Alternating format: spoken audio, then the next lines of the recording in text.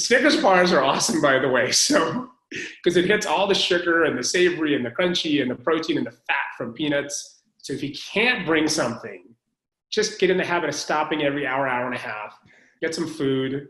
Most of us aren't training for the Tour de France. Most of us just want to go have a great ride. Ride at a pace where you can talk to your friends, hang out with them, be nice, bring a snack, call Alan, have him make you snacks. That's all I got.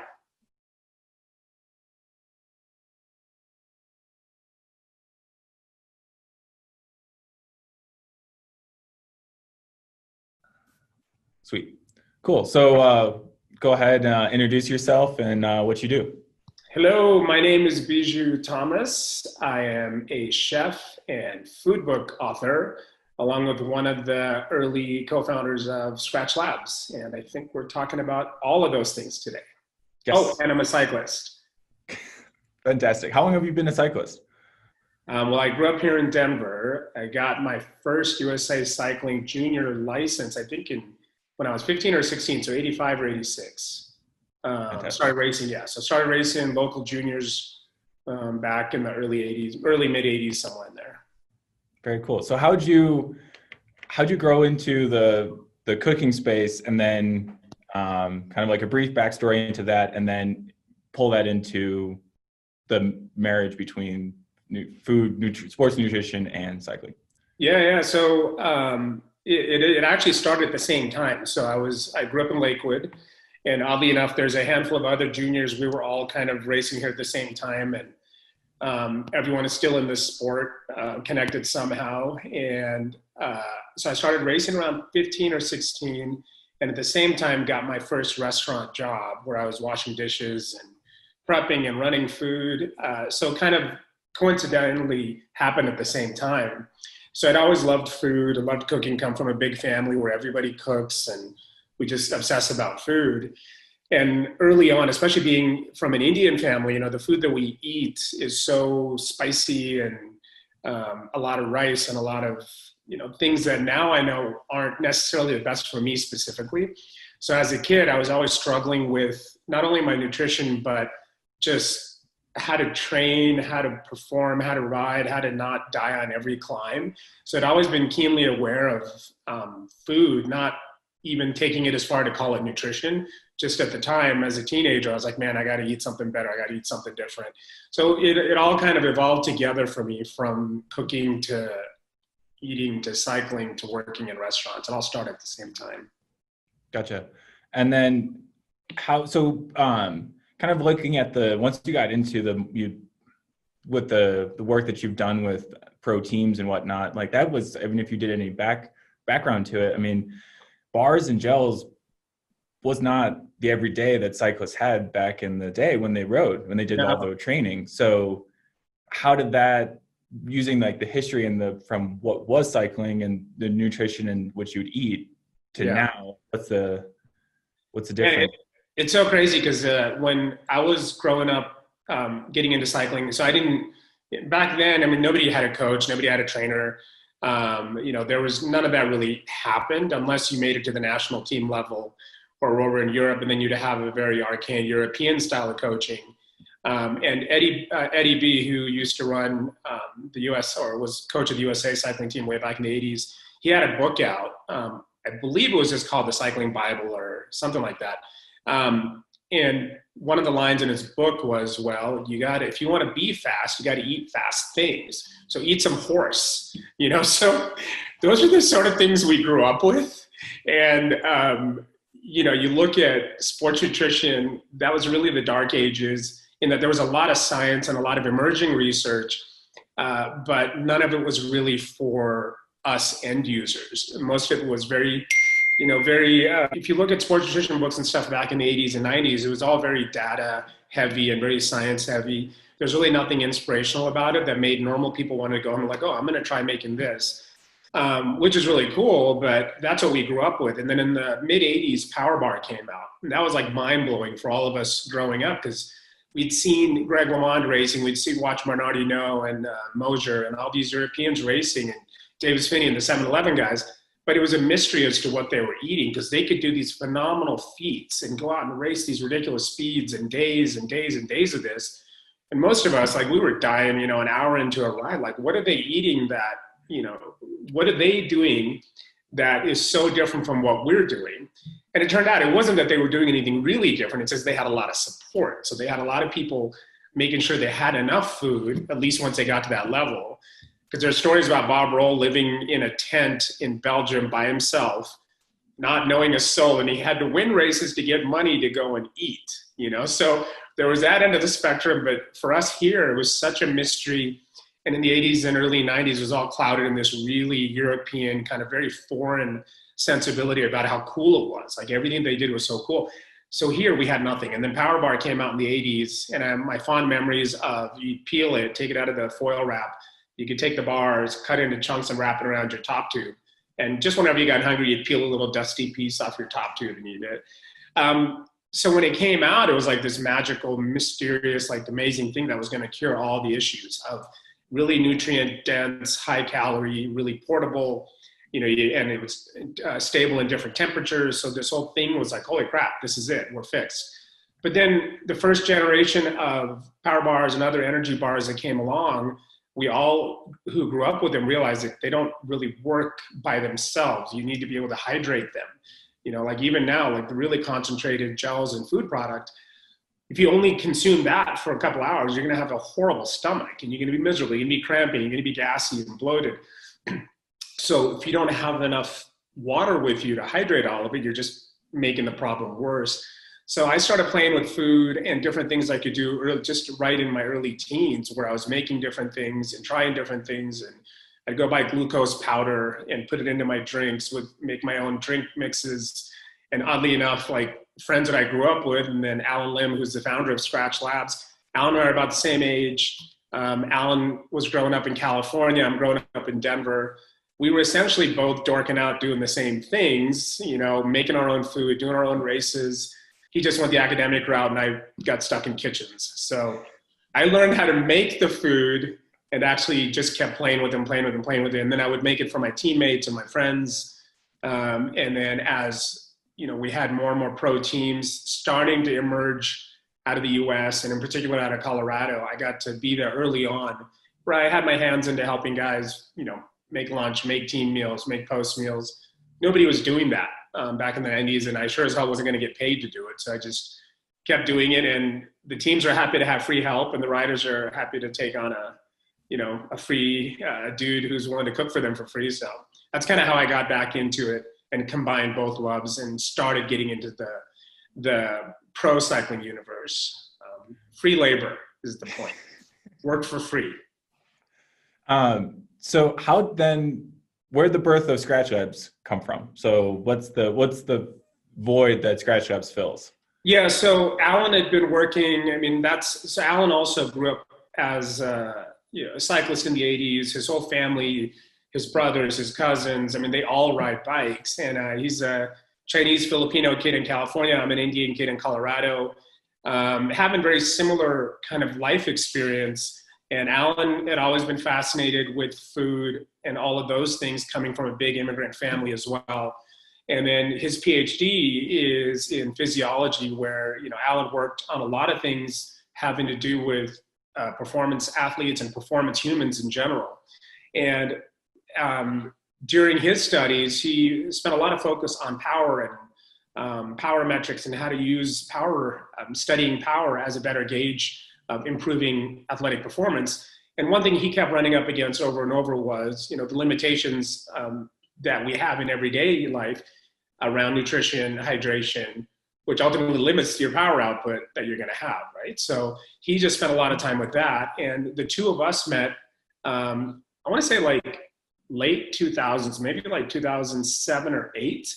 Alan had been working over in Europe with a couple of teams, came back and was working with Jonathan Vaughters. And at the time, it was the 5280 Garmin Chipotle cycling team. Alan was their sports sciences director, and he really got to take a lot of his ideas and theories and put it into practice with these guys as they're going from being one of the top US pro teams to all of a sudden racing at the Tour de France. And the only available products over there at the time were European brands or Gatorade. And none of them really were geared for endurance athletes, and in particular, American endurance athletes who really were willing to put up a fight if something sucked, you know? Like Europeans just grew up with, just suffer through it. It tastes awful. It makes you feel like crap. Just do it. Just do more of it. It's going to be great. And for the US riders, you know, Alan was able to get real-time feedback from the riders and really work on developing products that and ideas that worked. So that's where Skratch Labs comes from, is Alan really working with those guys. He would like literally take the sweatband things off the helmets, wring out the sweat, measure, you know, the contents. And then just every day Alan was by himself cooking for the guys, making drinks for the guys, doing this, making different things. And when after he and I met up, we met through Jonathan Botters. JV was having a dinner party at the house, and JV and I, we were all juniors around the same time here in Denver, so I've known him since early on. And we'd been friends, so I met Alan, and Alan and I hit it off instantly. Mostly we just geeked out about food. We started doing a lot of dinner parties and having people over, and it was a blast. And Skratch was just starting to emerge as an idea for him. It hadn't really become a company yet until around 2011 is when it really kind of came together as a potential business.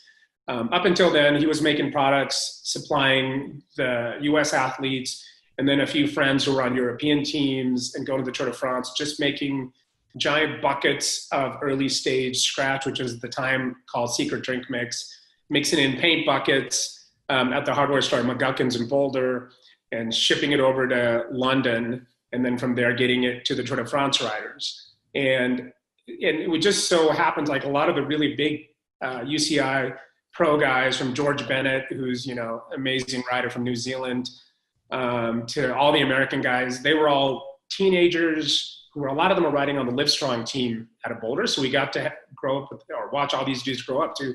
And as they went different directions to different big teams, they already had a connection with us because we fed them at some point. George Bennett slept on my sofa many, many times over the years, where I'll get home from work at 1 a.m. There's George. He just happened to fly in, and he's, you know, so we just lucked out with a great generation of riders, you know, kind of the current generation as they were emerging. People were open to ideas and technology and new, you know, thought on hydration, nutrition, training, all the things. And we happened to be there. So it was like this great convergence of really great energy, open minds, and people like Alan who really understood the science behind it and were willing to do the work to make it approachable and work. So long-winded answer, but anyway, yeah.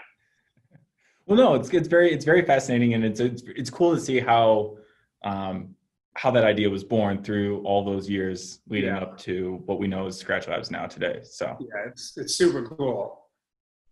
So what are, for the average amateur like myself, what are some of the like 5 nutrition insights or ingredients or things that you've sort of picked up on over the years that, like, it might be just like a no-brainer, but at the same time, there could be something little, like a nuance to it that we wouldn't be thinking about?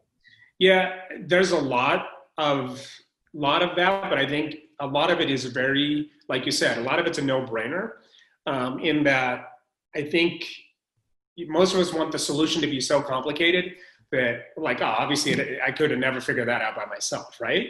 But in a lot of cases, when it comes to our own personal physical bodies, I think we already know what does and doesn't work for us. It's just we choose the wrong option more often than not because, you know, it's just convenient. As far as food goes, we want to keep a couple things in mind. One is just keeping a simple log, even if it's just a few days or a mental, even if you're too lazy to write it down, just track all the things that make you feel like crap, right? And I know this because last night I cooked a big dinner party and I ate some of the food, delicious food. Some of it I cooked, some of it friends cooked. But I know that whenever I eat really delicious, savory Asian flavors with rice, delicious when I eat it, I wake up feeling like crap. So I knew this morning I woke up, like my eyes are baggy, I'm feeling lethargic. The food is great, but the morning, not so great. And similarly, so just kind of understanding like what food makes you feel good and what food doesn't make you feel good. And just avoid them or, encourage the other. So if you start there, because no two bodies obviously are similar and no two people respond to the same thing. I met this dude the other day. He's a 55-year-old attorney out of New York City, badass golfer. He plays on the, I don't know, whatever their, Cat 2 level pro division is. Badass guy. His diet, every morning, he has 2 Pop-Tarts. He's 55 years old. 2 Pop-Tarts. At lunch, he has 2 Uncrustables, the peanut butter jelly things without the, and then at dinner, he has M&M's ice cream bar, right? It's all sugar, all carbohydrates. But he's like, I have it down to 1,100 calories a day. That's all I consume. And he's lost 40 pounds in the last, in the last 2 years. He plays golf. But then, I'm like, yeah, but the trade-off is you might feel great today, but dude, you're 55. In another 5 years, you might not be able to walk or function from hypertension, diabetes, who knows what else is coming down the pike. But for him right now, that works, right? Like he knows, okay, if I eat these things, I'm going to behave like this, perform like this. It wouldn't work for me at all. It may not work for you. But so the first note is understand what works for you specifically and then focus on those things. As far as cooking techniques and cooking ingredients go, I think most of us could use fewer carbs in our non-cycling days. And by carbs, I mean added carbs like cakes and pastries and pastas and rice and all of that. Because you get plenty of carbs from fruits and vegetables. And if you just have a normal, clean, healthy diet. And then keeping like the added stuff, like the texture of toasted bread or grilled bread is amazing, right? But you don't need like a loaf of bread to enjoy it. You could literally have like half a slice or get a small piece of bread, tear it in half, share it with somebody so you both get that texture, which is ultimately what we're craving, and get that out of the way. But as soon as you sit down to like, unless you grew up in Italy where you're just used to eating pasta for every meal and bread for every meal and pizzas, if as an American, it's really hard to have that sort of a diet and then expect to have really high levels of performance day in and day out. So one, pay attention to what works, avoid the stuff that doesn't. And then maybe a little bit less carbs, a little bit less calories overall, probably wouldn't kill us. Short answer. And then lastly, I want to close out with like, what is your favorite thing to eat while you're on a ride? Favorite thing to eat while I'm on a ride. So this is an interesting one because I really have a hard time eating on a bike. So typically for me, and a couple reasons. One, I've always had really bad asthma and really difficult time breathing. So as soon as I start chewing, I feel like I'm going to pass out because I can't get any air in. But bananas have made a big comeback. So you got to look at it this way. Most of my rides, and this is something interesting too, most of my rides are between 90 minutes and 2 to 2.5 hours. That's about it for me. I don't really have much more than that in me anymore. And that's about as interesting as a ride can be for me. Most of us, as long as you have a healthy, normal diet, and that can be whatever that is, most of us are waking up with between 1,200 to 2,000-ish calories already in glycogen stores in our muscles. So you're already waking up with enough calories to get through that day. So I tend to ride early in the mornings on an empty stomach if it's around under an hour and a half. Otherwise, I'll bring a banana or I'll bring peanut butter and jelly sandwiches folded over so it doesn't seep out all over the place. Really simple. And then if we're doing longer days, we'll of course make our rice cakes. I'm still a huge fan of our original savory bacon, egg, and then we started adding almond butter and peanut butter to those. Those are amazing. Like we've, over the years made hundreds of thousands of rice cakes at all the Pro Tour races and training camps and all these things. And anybody who's ever had them, especially if Alan makes them, they're incredible because they're just like sticky rice loaded with soy sauce or the Bragg's aminos. So you get this really salty umami thing. There's a ton of we started adding nut butters to it, coconut flake, whatever you want. Just get sticky rice, put stuff in there, jam it together, and then eat that during the ride. So typically, depending on how big it is, you'll get about 150 to 250-ish calories per bar. But you need to make them the day of. They're fresh. If you can somehow convince Alan to come to your house and make them for you, do that. They're amazing, because when you get it, it hits all the flavor points. And because they're a little bit, there's moisture in them, You know, like sometimes you eat dry food and when you're riding and you inhale a piece of it and then you're like hacking that up for the next 20 minutes. You don't do that with rice cake because it's like really well done. Check out, we have a ton of those informational videos at skratchlabs.com on how to make the rice cakes. We have a bunch of books called The Feed Zone. They're in a bunch of different languages. But anyway, in those, we show how to make rice cakes and different things. In the Portables book, I just did all ride food. For me personally, it's usually simple: banana, peanut butter jelly sandwich. I love peanut butter and jelly sandwiches. Snickers bars are awesome, by the way. So, because it hits all the sugar and the savory and the crunchy and the protein and the fat from peanuts. So if you can't bring something, just get in the habit of stopping every hour, hour and a half, get some food. You know, most of us aren't training for the Tour de France. Most of us just want to go have a great ride. You know, ride at a pace where you can talk to your friends, hang out with them, be nice, bring a snack, call Alan, have him make you snacks. You know, that's all I got. Awesome.